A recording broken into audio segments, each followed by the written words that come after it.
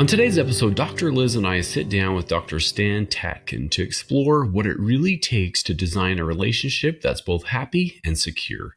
He reminds us that perfection isn't possible. We're human. We'll disappoint and irritate each other, but what matters most is how we repair and reconnect. Through communication, mutual respect, and daily effort, Dr. Tatkin shows us how we can create a partnership that feels emotionally safe and continuously rewarding. Dr. Stan Tatkin is a clinician, researcher, teacher, and developer of a psychobiological approach to couple therapy. He has a clinical practice in Calabasas, California, and with his wife, Dr. Tracy Tatkin, co-founded the PACT Institute for the purpose of training other psychotherapists to use this method in their clinical practice. He is on the board of directors of Lifespan Learning Institute and serves as a member on Relationships First Council, a nonprofit organization founded by Harville Hendricks and Helen LaKelly Hunt. We hope you enjoy the show.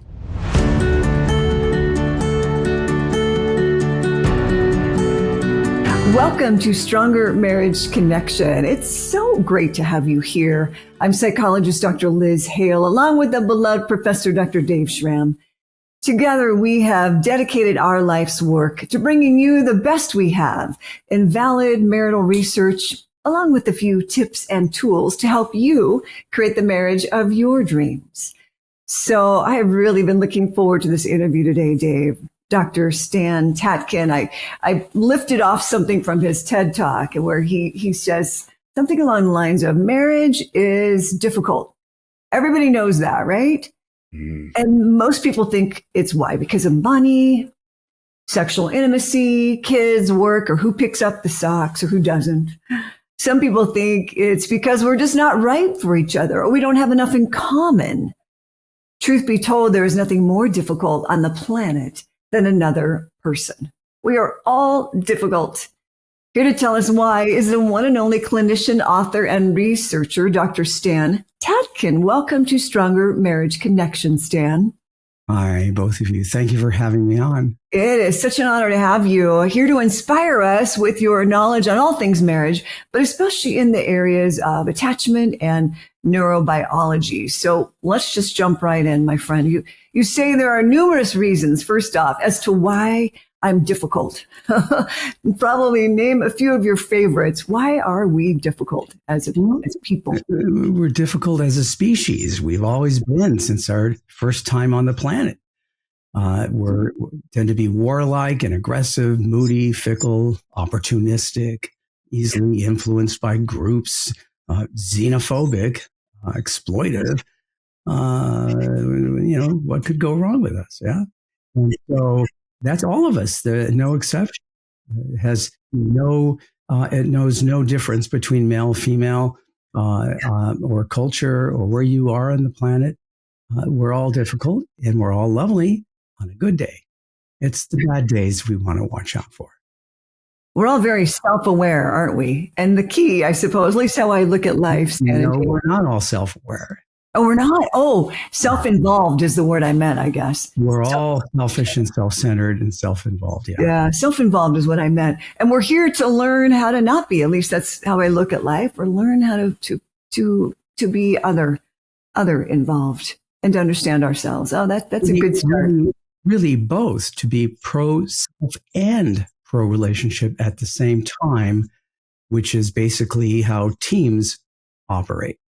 But only couples don't operate that way. They don't operate any way that is organized or structured.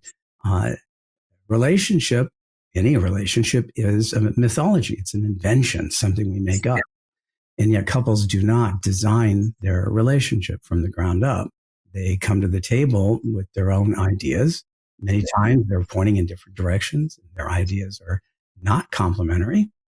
And they don't declare who they are or why they are or what's the point of that relationship, who or what do they serve and where are they going.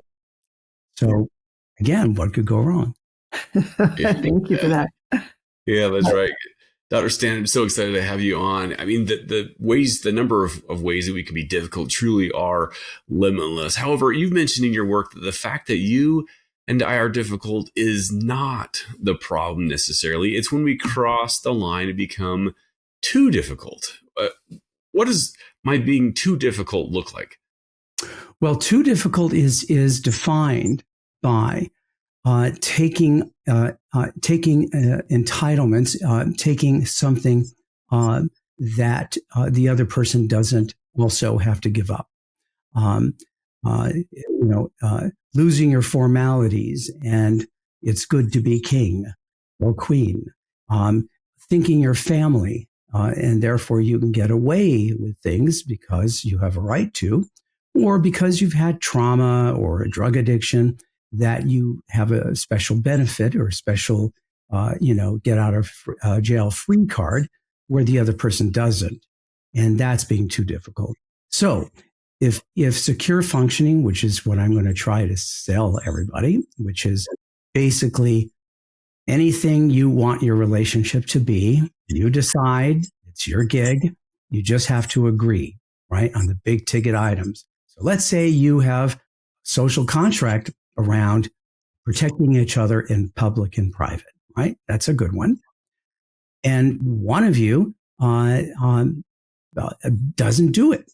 And when reminded, based on your agreement and permission to enforce, reminds you, hey, that's not taking care of me. And the other person doubles down. That's being too difficult. So we're automatic creatures. Most of our day is automatic and memory run. We're going to do the same stupid things because it's a reflex and it's memory based and we're not thinking most of the time. But I can forget based on an agreement, but when you remind me, I have to cooperate. That's governance. That's our agreement. Otherwise, it's the Wild West. Mm-hmm. How does that look? I know we hear so much about repair, right, Dr. Stan, and how crucial that is. How, the reparative attempt is so crucial in marriages. How can we do an about face to avoid going in deeper into difficulty? Let's say that our partner says, crossed the line. Can you give me an example of how that would look? How would I repair and not be more difficult? The art of falling on one's sword. It was invented to save relationships, keep us from going to war, keep us from a duel to the death, keep us from being sued today, right? It is what everybody needs when they feel something has been unfair or unjust, or they've been hurt or misunderstood grossly. They are looking for some kind of repair apology. And that would be, I'm so sorry. That was stupid. I shouldn't have done that. And I do not blame you for being upset with me. I probably, full stop. Now, why is that hard? And why is that the right thing to do, even though it's the most difficult thing to do? Because we're inclined, me included, to say, but I wouldn't have done that had you not. Or I didn't intend to do that. Or I'm sorry you took it that way. Or what about what you did? Or what, right? Or I explain myself. That doesn't work in the real world. You do that and it makes the other person angrier. And also feels that the other person is more threatening. So we expect this as a matter of fairness and justice. And that's everywhere we go, right? You don't want to hear that. You don't want to hear that it hurts me, that I hurt you. You don't care how I feel. You want an apology, full stop.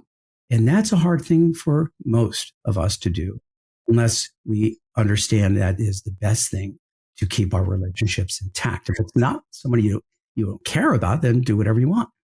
But if it's your child or your partner or any valued relationship, you better do this or you are eating away at the relationship, because that's threat.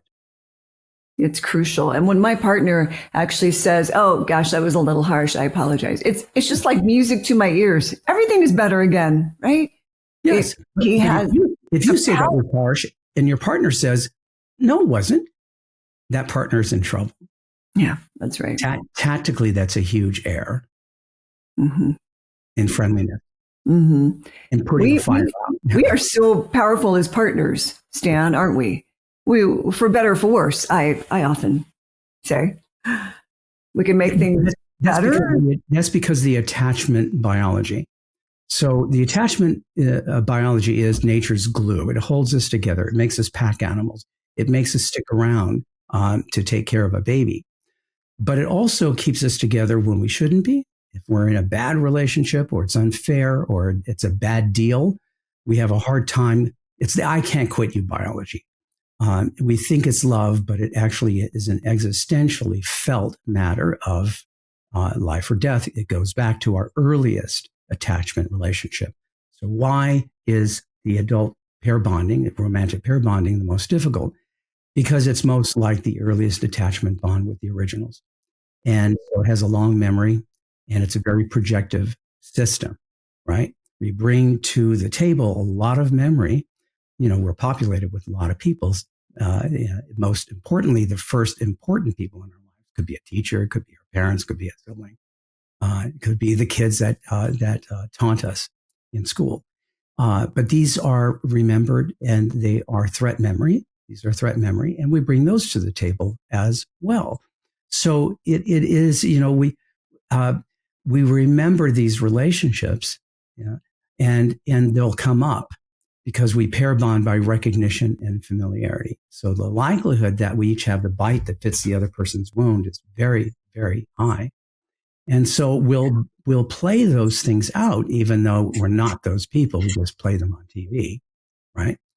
And it's very compelling, which is why we are also going to make each other worse, as is natural, unless we understand the animal we picked. Right? We naturally make each other worse because we don't understand the defenses. We think they're threatening.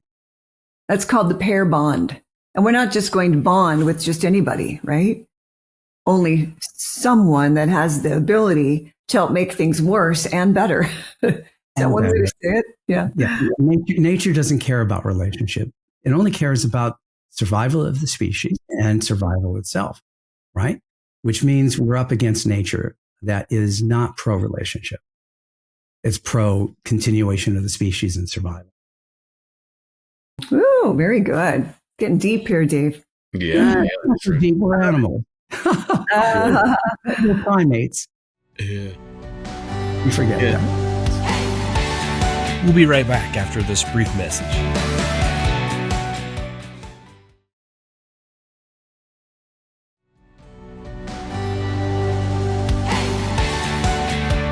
And we're back. Well, let's dive right in. Stan, you talk about the case of the ick factor. Everything's, seems to be going great. You're both happy. And then seemingly out of the blue, one or both of us are stuck with a case of the ick. It's this undeniable feeling, right? And it's hard to shake off once it settles in. But can we recover from this kind of ick feeling? Yeah, if the ick is sensory, which it is most commonly affects people in the distancing group of attachment, insecure attachment. It has to do with being too close and remembering what it's like to be in one's family of origin that was distancing. And so I automatically feel that I'm losing my autonomy, my freedom. I'm feeling trapped. I'm feeling confined. And I can't really do anything about it because I'm also conflict avoidant, which takes away my agency. And so because I'm afraid to engage, I have the only way to protect myself is to flee. And that is where that person is stuck between a rock and a hard place. And so what will happen is that subcortically, there's an alteration in perception, in sensation, in visual perception, and gustatory, that's taste, and smell, right?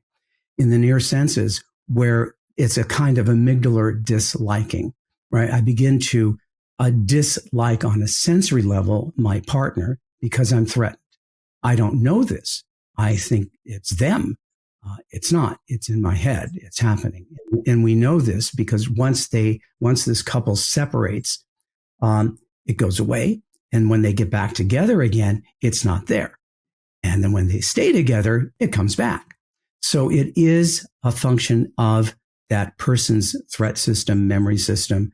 I don't know how to have agency in this relationship. And I begin to have aversions towards this person because I have no way to actually engage and have boundaries, right? That's the distancing group that's more likely to have that phenomenon. So this is all about attachment. This part, yes. Yes. This part, yeah. Because you don't pair bond with somebody from the beginning if there's ick, right? Right. It starts to happen with commitment or shortly after that. How do individuals in a couple, how do they determine what their attachment style is? Do you have a quiz? Can they read something in one of your books? Are there 4 attachment styles? There's really the 3, and then there's disorganization, which is not a style. It is a overlay of what is the foundation of your attachment organization at that time. So it's not personality. Attachment is really just adaptation to one's originals who did or did not have attachment values in their repertoire. So that's what we're talking about. The lack of attachment values, which starts at infancy. And so we adapt to the environment we're in, and we adapt to what we already understand is what is allowed and what is discouraged or what isn't offered. And so that's all that is. It's a memory. And so we come to the table remembering that, and then we protect ourselves with, I know it's going to happen. I'm going to be abandoned. You're going to reject me. You're going to not find me attractive anymore, or I'm going to be trapped. I'm going to be smothered and engulfed. And so I begin to behave in a way that protects me, but appears threatening to you, which causes you to respond in just the way I anticipate. And this is why attachment is resilient, because I'm getting the environment starting with childhood to respond as I would expect, which is negative. And so the three attachment styles, an insecure attachment. Secure and insecure. One side is a clinging group side, which you could say is anxious, ambivalent. The other is a distancing side, which we could say is dismissive, derogating of attachment values, avoidant. And in the second book, we changed it to friendly names: island, anchor, and wave. But to answer your question, since that time, I've been unhappy with the decision to categorize, because people today in social media co-opt psychological and psychiatric terms to be as a cudgel against each other, to blame each other, pathologize each other, to otherize each other. And that part I don't think is good. It's for understanding, not to blame, not to go, oh, I know, I've been around narcissists this whole time. No, you don't know what you're talking about. You've been around someone that you recognize again and again. They may be, but they're difficult like you. Yeah, that's right. But just a different difficult, maybe. Yeah, we're all, it's okay. Stan, let's go over a few key truths here. When we hurt each other, it's usually without malicious intent, right? But we also need to be clear with our partner about our needs. So we're curious here, why is it ineffective to tell our spouse, for example, to never again, embarrass us in public? It sounds kind of like a true request. Hey, will you do this? But what are your suggestions with those types of things? Well, just like if I can't really effectively promise I'll never do something again. The reason is that here's another nature thing that's against happiness. The biological law of conservation, energy conservation, which demands all living things to do the least amount necessary and preserve resources, energy for what is necessary in the moment. So we no longer think things are necessary in the moment after courtship, after we automate each other because we think we know each other. We now turn our attention to things that we don't know so much, novelty, and work, which has a lot of novelty to it, demands, and away from the people we live with because we go to sleep. We're automatic. We're doing everything automatically. That's where the trouble begins. And so we feel better, but we're more likely to hurt each other because we're doing stupid things that the other person feels is insensitive or against their sensibilities or unfair. And so I can't say I'm not going to do that because I will if it's automatic and repeats. Here's what I can do. Here's what we can do. This is a two-person system. I can incorporate you, Liz, and say, if I do anything like that again, I give you full permission to cue me, prompt me, remind me. And I hereby pledge, when reminded, I will yield. I will cooperate immediately. Change my tone. I will change my attitude. I will apologize if needed, but you will have no pushback from me, and I will learn this in real time because you're going to correct me in real time. I'm more likely to remember the next time now.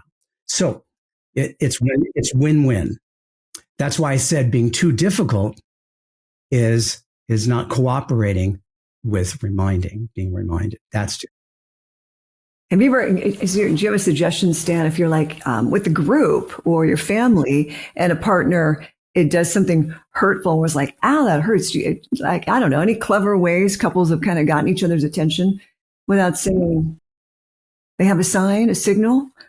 Yes, I would say in general, your audience might just think of the word pepper with the three P's capitalized and the R capitalized only.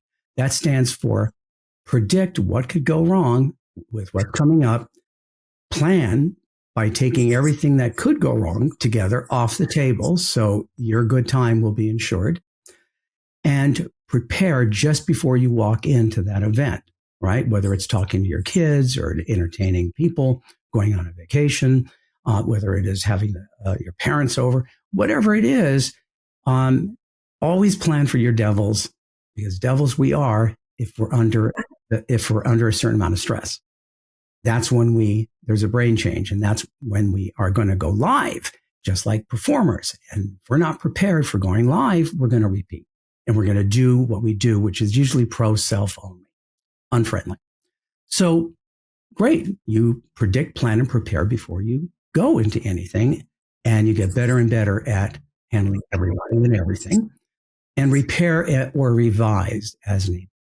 That's the R. It does work. Repair, but we don't work on prevention. Yeah, that's huge. Yeah, I've never thought about prevention. It's beautiful. I love it. Energy conservation. That's why we don't think it's important enough to spend our time. Mm-hmm. Well, I've already told you about it, right? I've already told you I'm sensitive to XYZ, for instance, right? I'm thinking my husband's got migraine or you're a different animal. I have to deal with the animal I'm with. You're different than me, and you're different from Dave. Right? If I don't know who I'm dealing with, I'm not going to have an audience, and I'm not going to get anything because I'm obviously incompetent in dealing with it. We'll be right back after this brief message.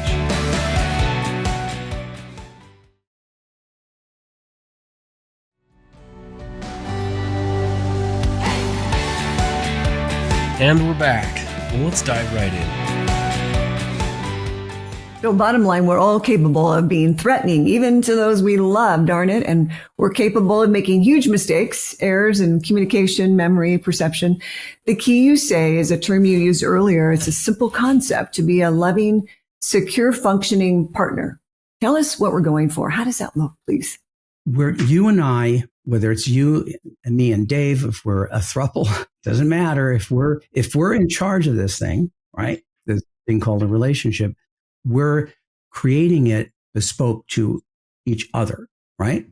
It can be anything we want. We just have to agree and say the truth, because we're going to expect each other to do what's best or right or good. Those are the three, even when it will be the hardest thing to do. So these are purpose-centered principles or rules, laws, whatever you want to call them, that we adhere to because in advance we've bought into what the purpose is and that it's going to be good for all of us, even though it could be hard to do because of our nature. Stubbornness, righteousness, we need to be right. We're in a bad mood, we're feeling sick, any of those things that will cause us to act according to how we feel in the moment, which is what puts us in danger actually in relationships, always. We do what's easy and what feels good in the immediate rather than what is best for us downstream, right? We don't think of the consequences of our behavior when we're trying to protect ourselves, which is happening all the time because we have an always on survival instinct, always there, always working. Mm-hmm. And all it does is sweep up anything we consider, and then we're looking for it subconsciously or subcortically, because subcortically we scan for threat based on pattern recognition, not critical thinking. Yeah. And oftentimes the threat is the very person we love the most. It's going to be. Yep, it's going to be. Yeah, because they're the most, especially a primary attachment figure, they're most in line to harm us because we have been. Yeah, there's no other way. In that kind of relationship. And sadly, this is where couples think, oh, I just married the wrong person. I need to go find somebody else.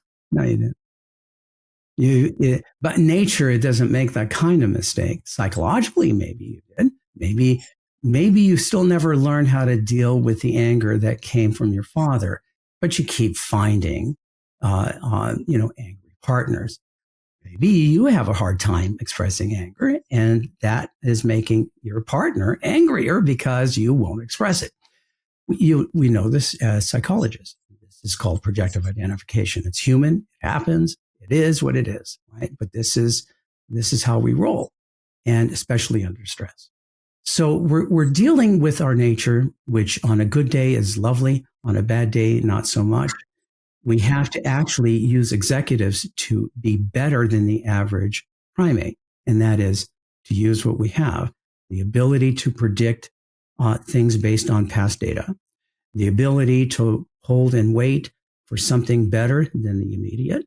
That means tolerating pain without acting on it, right? Being able to tolerate differences. You're different than me. That's just fine. It's annoying, but if we accept our differences, that is our superpower. It is that we're able to realize our losses. Very important, and we're able to grieve them. A lot of angry people because they won't grieve loss, and they're still angry as if they're entitled to get what they didn't, and they make other people pay for that. And so these are the important things. Really, what I'm saying is it's about being an adult. It's about growing up. Growing up. Yeah. And it's energy expenditure, which is something, again, we'd have to put in place because we're not likely to do that by nature. We're likely to just forget or do what's in front of us. Mm-hmm. Yeah, do what's That's where we're all up against this. Mm-hmm. And that's why I'm saying this. So we give each other somewhat of a break here. And to look at ourselves rather than the other person, because that's another aspect of our human nature. I don't know why I'm unhappy. Let me think here. Oh yeah, it's you. It's you. Again, energy conservation, easier. Yeah. Stan, we love this idea of creating social contracts in our relationship. What are some of the golden rules that you suggest? Well, we start, let's say Tracy and I, my wife, we start at the top. Who are we? Are we sharing power and authority and responsibility? Are we casting each other and ourselves as two generals or two leaders or two executives, two bosses? And if that's the case, that settles a lot of other things that are below that, right? So if that's at the top, we are in charge of everything and everyone, including each other. That says a lot for other things that we're going to place just below that. The next thing would be what are we in terms of our purpose? Are we the most important thing to think about, the couple, this thing that is greater than ourselves, this invention that we've created that protects us from each other and everyone? Is that going to be at the top of the food chain decision tree that has to be considered before anything below it, children included? Well, why would we do that as a strategy or as a logistical thing? Because everyone and everything depends on us being happy parents, happy kids, and working well together as a team, collaboratively and cooperatively. or nothing else will work as well. Our health, our financial well-being, our children, friends being around us because we're not pleasant to be around, and just being able to get things accomplished and create things. Everything hinges on our teamwork. We have to be allies, can never be adversaries, because adversaries are outside of is in the world, a world that doesn't care about us, never will, never has. And we create our world of safety and security because we can by agreement. And the alternative is not good. That's why. So so we're going to make decisions. We come first. Our good time comes first. We're the most important people in this and every room, not as arrogant, but that we protect our time first so that we are as effective with people as we can be. Otherwise, we're not. And so we predict, plan, and prepare for everything because our good time is going to come first. Other people's mileage may vary, but ours is assured. Now, what will get in that way? And we've been practicing this, and I got to tell you, I wish everybody would do it. It's awesome. Mm-hmm. Yeah, you're convincing us. You've written several books, Stan. Do you have a favorite? Is it always your latest book? I really love, by the way, your recent book, In Each Other's Care. Do you have a favorite? And what's most meaningful to you? Just sitting here right now, what are you most proud of? Yeah, it's odd because I'm always thinking, I'm always learning. My students help me learn. Teaching helps me learn. That keeps me enjoying this. Right? I'm always researching. So I would say, for me, In Each Other's Care, which wasn't going to happen because I was in a 3-book contract, and it's a long story. It was during COVID, and I decided to do this book of common complaints heard in the clinic. And that's when I really started pushing the justice and fairness theory issue and also the social contract issue, but also in the second reason we mostly are unhappy and don't get along, and that is the manner in which all of us will interact when one or both of us is under stress. That's why I say plan for your devils. That is going to be the problem. If we're not training our couples to be fully collaborative under the greatest stress, then we're not doing, I think, our jobs, right? Because this is not individual therapy. This is survival first and foremost. It is. And in other worlds, we would know that. In other situations like the military or Ukraine or Gaza, we would know this. We have to survive together. But we also do in this world too, because again, we think we're safe. We're not. Anything can happen and does. And we're not prepared for what's coming ever because we don't do that as couples, partners. So I would say this is based on reality, on the way the world works, not the way we wish it would, not the way we wish our family would. This is being an adult in this world, knowing that your relationship can be, by design, happy continuously and safe and secure, absolutely, by design and agreement. Is it perfect? No, that's what apologies are for. Will we still annoy and irritate each other? You bet. Will we still feel disappointed? Yes, because we have brains that are always aware of what we don't have. That's a feature in survival, a bug in happiness. And that's also in one's head only. So yeah, these things are real. But this is earning love, earning respect by doing the right thing when it's the hardest thing to do. And that, by the way, for nerds and neuroscience, that's this area here, the one we rarely use, called the dorsolateral prefrontal cortex. Uh-huh. Yeah, like you said, it's all about growing up. Dr. Stan Tatkin, where can our listeners find out more about you and your resources you offer? I love the blog that has been coming through. Thank you. My email right now. Thank you for that. That's rich. Thank you. I really, this is people make up their theories based on what they need, right? And I've always been very fear-based. And what has comforted me is science, is understanding, is anthropology is history, because I know that there's meaning in this world when it comes to human beings, right? Everything repeats and we all do the same things. So the pactinstitute.com, that's PACT institute.com. That's for people who want to train with us. They started off as training therapists in psychobiological approach. And now we're direct to the public also. We do couple retreats. Terrific. And where can couples, where do people sign up? Like the blog that I have? Can't remember how, maybe the same place, pactinstitute.com? It's all there. Everything's all right. Oh, it's excellent. We will add these details to our show notes. Thank you for that. Thank you. Yeah, we sure will. We'll be right back after this brief message.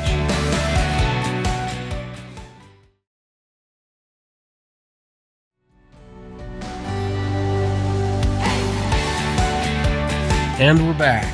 Well, let's dive right in. Dr. Stan Tatkin, in honor of the name of our podcast, Stronger Marriage Connection, what do you believe is the key to a stronger marriage connection? Teamwork. Absolute teamwork. Absolute teamwork. Three-legged race. It would be as if I bound your legs together for a month. You would know exactly what it must be. Nothing else. We cannot do anything without each other's agreement and permission to move, or we will not survive. Full stop. Yeah. Yeah. Love that. Love that. It's not a solo sport. Yeah. Yeah. Yeah. There's no way. Sure. Yeah. That I win. Yeah. Without you, without my partner. Yeah. If I win at your cost, I'll pay for it. Yeah. Yeah. Then ultimately I lose. That's right. As we wrap up, Stan, what do you feel like is a takeaway message? We call it a takeaway of the day. Is there something you want our listeners to remember from our discussion today? What would that be? I would say fight energy conservation by really thinking critically and not just sleepwalking, right? That includes denial that we could lose our partner at any minute. Wake up and realize that we're being pushed around by forces we don't know, but they are determining our behavior all the time. And so if a part of us is awake and we're present and attentive throughout the day at points with our partner, do that. That counters our tendency to be automatic. The only thing that does, moments of real presence and attention in the eye. There's a lot to say there also neurochemically. That's a bonus. But just do that. Just do that throughout the day. Take seconds. Watch what happens. Take seconds and just do what exactly? Moments of with your partner, full presence and attention. Looking at them like you love them. Hey, I love you. Oh, I'm so happy I'm married to you. These little things, this is for another time, we get a mutual dump of oxytocin, vasopressin, and dopamine just by doing that. Just a little bit. That's all you have to do. No date night. Just do this throughout the day at different points. Watch what happens. Yeah. Yeah. Remember, one of the because of energy conservation and automation, we stop courting. We stop our formalities. We don't do anything. We don't need to. We got the gig, right? We're familiar. Yeah, we don't need to. we forget we have to keep the gig. And that means always court. Continue to court to the end of death, the end of life. Court. Yeah, that's great. Liz, what about you? What's your takeaway today? Oh, I love pepper. I think that's just so brilliant about predicting, planning, preparing. And then when we goof up, it's the repair and the revise. And it can happen so quickly instead of going days on end, hours on end of bitterness, resentment. Can be quick. Also, don't allow repetition. Repetition is not your friend. You have a duty, repetition of doing anything that one person is unhappy with. That has to be stopped immediately. Otherwise, it snowballs because there's a neurobiology to this threat. And it makes that person angrier and more threatened with each repetition. How do you do that? You apologize, and then you put something in place where neither of you can do that thing again. That like a postmortem, like everyone else does in areas of science that matter, medicine, whatever. Don't repeat it. Well, because there are so many things that repeat. Pardon me, Dave, just to throw this at you, Stan, if you don't mind. So I see often and I hear often about the couple in the car, right? Husband driving and he's yelling at the cars and she gets intense and then she kind of corrects him. That's a pattern. That's repetition. It's probably gone back to the buggy days, by the way. What can that couple do? Remember, driver, that you have a passenger who has no control. They're only as safe as they feel you are, and they have a right to complain, dude. And so, if you care about your person, you pay attention to that, or be right at your own expense, right? So, this is about thinking, right? I am in the control seat. So, if my partner is not feeling safe, take care of it. It's not about you, and so. But also predict this ahead of time before you get back into the car. Remember, let's agree that you're not going to do this, right? And I won't do that, right? Agreed? Agreed. Okay.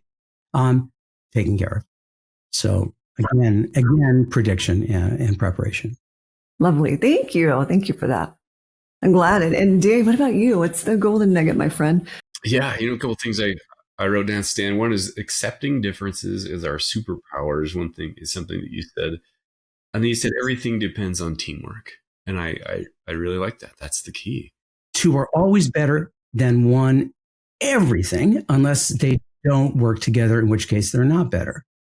They're worse. Right? Yeah. And we heal faster with people. We recover faster with people. We think better with people, more creative, as long as the conditions are correct. Conditions are the key. Yeah. Yeah, such wise words. Well, Stan, thank you again for joining us, for your endless contributions to the field of marriage, for the books, the wisdom that you continue to share to help individuals and couples in this journey. We sure appreciate your time today.